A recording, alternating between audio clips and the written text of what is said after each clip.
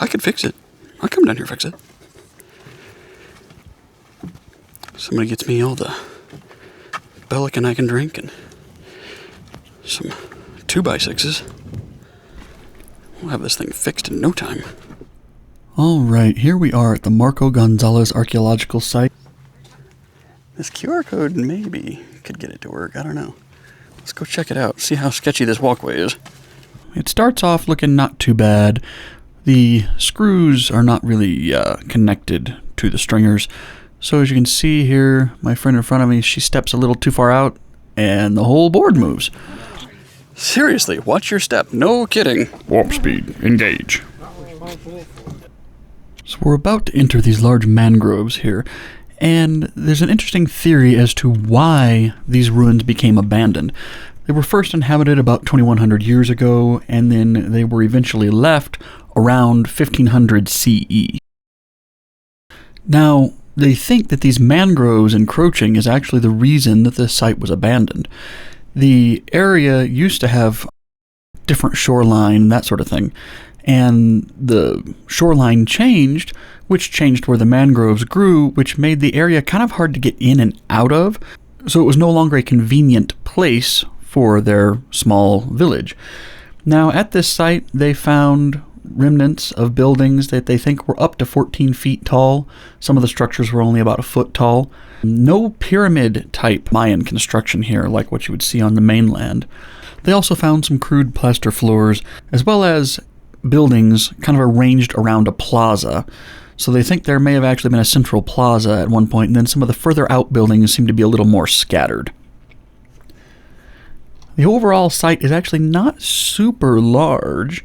It is roughly 600 feet by 1100 feet in size, and is only about 12 feet above sea level currently, but it is higher than the surrounding swamps, primarily due to what they call anthracol, which is just dirt and trash and things that humans have tossed out that eventually make the earth rise in a sort of hill.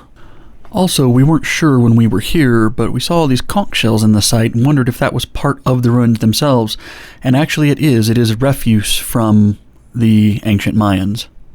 You'll see here in just a moment we do go through some tall grass.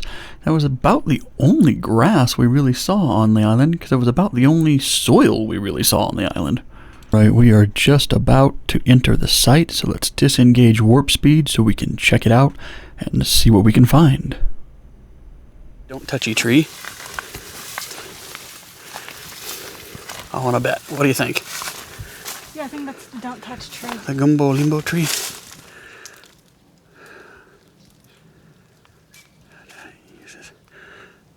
Antidote to burns from poisonwood tree. Huh. There you go. Oh, this is the poison don't Oh, that's the poisonwood one. This is an antidote to that one. Okay, so don't touch the trees. The trees. Any of them that have that kind of bark. Looks kind of like a elm, maybe? Sycamore? I don't know. Okay, so there are a few signs. Let's see if we can see anything right here. This sign was here, but I don't know what it demarked. I saw somewhere there's a big square rock. But as of yet, I'm not seeing anything.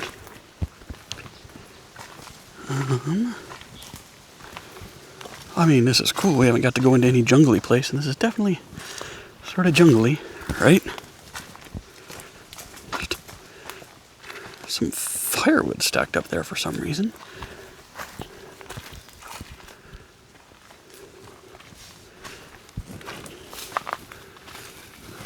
Let's not get too far off the reservation. I'm following what I think looks like a path. Yeah.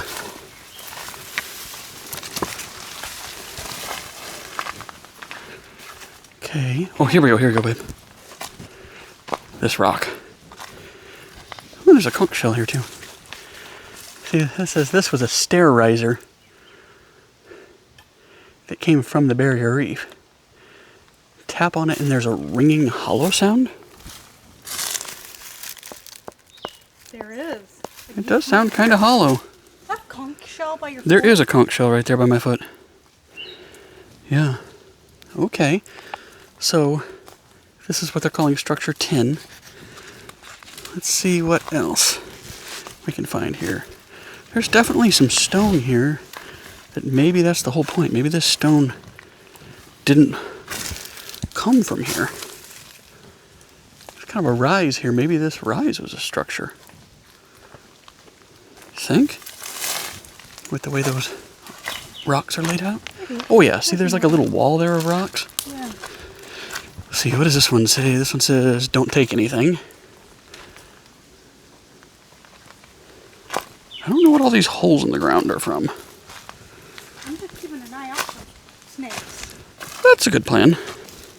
I did pass a little guy on my Oh, way did you? here. Yeah. He jumped up and I didn't see him. See, because like, you see this, babe? This was structure 9. Actually ended up See? to feel his little tail against my leg. Oh, so that scared the bejesus out of you. How bad? Let me look over here real quick. Yeah. Okay, let's continue in that way a little bit. I don't want to leave Bill and Lois too long. Maybe they turned around. Yeah. That walkway was just too sketchy. What? The tree is a little baby one. Where? The tree that's all squiggly Yeah, down what am I at the looking at? bottom. It's a little Oh, a little gecko? Yeah. Or some sort of little Baby lizard. Remember? baby lizard. A little baby lizard. Oh, he ran away. He's gone. Okay, let's go this way a little bit. I mean, it's cool back here.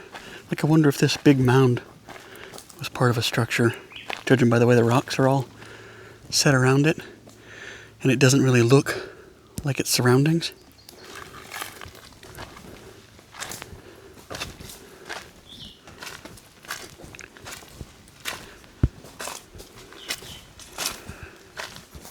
Oh, look at this right here. This is clearly burnt rock.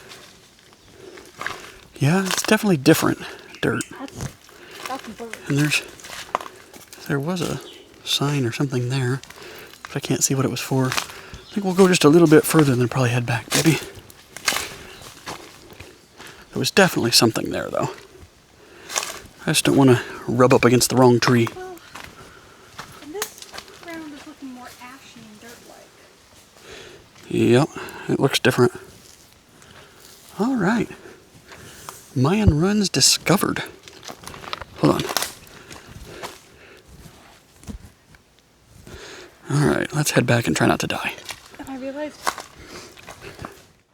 Back stateside. So as you could see, the pathway out there was in pretty rough shape. I sped through most of it. Some of it I probably maybe should have slowed down more, but it was... Parts of it were sketch, and of course, in true island fashion, I was in flip-flops. The party we were with, 2 of them decided to go back to the car. It just wasn't safe for them to continue. And I fully understand. I was a little concerned myself. Didn't want to end up in a hospital somewhere when you should be on your next adventure. Now, the site itself is kind of interesting because it is kind of overgrown and a little hard to see some of the stuff that's there. I'm sure there's a ton more stuff that we could have seen had we known where to look, but I was getting a little concerned about rubbing up against the wrong tree. It probably wouldn't have been the end of the world to rub up against the wrong tree, but probably don't touch, because if you look on the bark, there's black on it. Well, what it is, the sap, when it hits the air, turns black, and the sap is what has the skin irritants in it. They do actually use that wood to make things, so long as there's not a lot of sap present in it. So that's kind of interesting. But as you could see, there were definitely stone structures there, the conch shells and things like that. Apparently there's a lot of pottery there. I didn't really see any of that, but they do say this site shows a lot of signs of looting from way, way back. The locals knew about it kind of all along, but the scientific community didn't really discover it until about 1984. It would be a really interesting conservation project if someone could get in there, fix that walkway up, and maybe clear just a little bit of the growth so that you could see some of the structures better. Was it worth it? For me, for someone who loves seeing ancient history like that, absolutely. Now, there's no big giant pyramids here in this Mayan site, but it's still a site that is at its oldest 2,100 years old or so.